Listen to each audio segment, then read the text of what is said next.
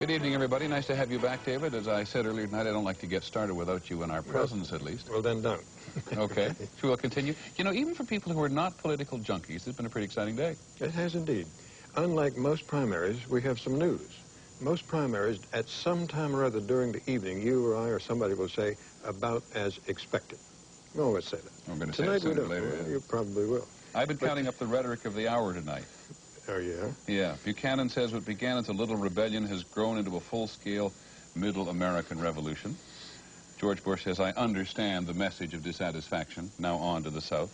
Tsonga says, New Hampshire to Washington, are you listening? And Clinton says, it proved I can take a punch. I'm the comeback kid. Okay.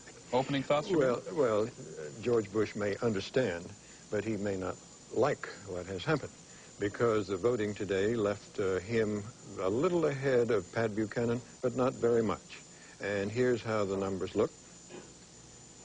Pat Buchanan very close, much closer than anybody expected. Let's go to those Republican boards, right? Go ahead. Yes. There it is. Close race, something we did not expect, and I don't believe George Bush did either. So he got a bone-rattling surprise today. When we made the projections a little earlier on in the evening first, it was a little closer between Bush and Buchanan. He's putting a little distance from him, but there's clearly the surprise there in the White House tonight. Well, the last time anyone came that close to an incumbent president was Lyndon Johnson, and he quit.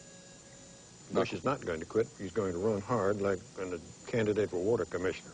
Okay, let's go to the Democratic boards, because the race is a little more obvious there, a little more like it was predicted in the polls. But Paul Tsonga certainly was the victor tonight.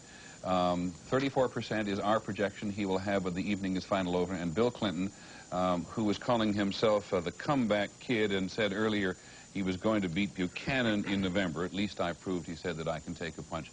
We're projecting that he will get 26%. If you look down the lower left-hand corner there, you can see that 60% of the precincts are now reporting actual raw vote total. And then here are the other three in the Democratic side who've shown the most, been the most obvious. Bob Kerrey, who spent the most money of any Democrat up there, gets 12% of the vote, according to our projection. Tom Harkin, who says he's well organized in all sorts of other states, gets 10%. And Jerry Brown, who didn't get much attention from anybody, gets 9% and has certainly run a shoestring candidate, unlike any other candidate, at least in the conventional candidates. There were how many Republicans and how many Democrats all told? 30 Republicans on the slate? There are about 50 or 60 altogether, including a great number of people you've never heard of. It's sort of a telephone book. And a great many people who complained that they didn't get much attention from the establishment media as well.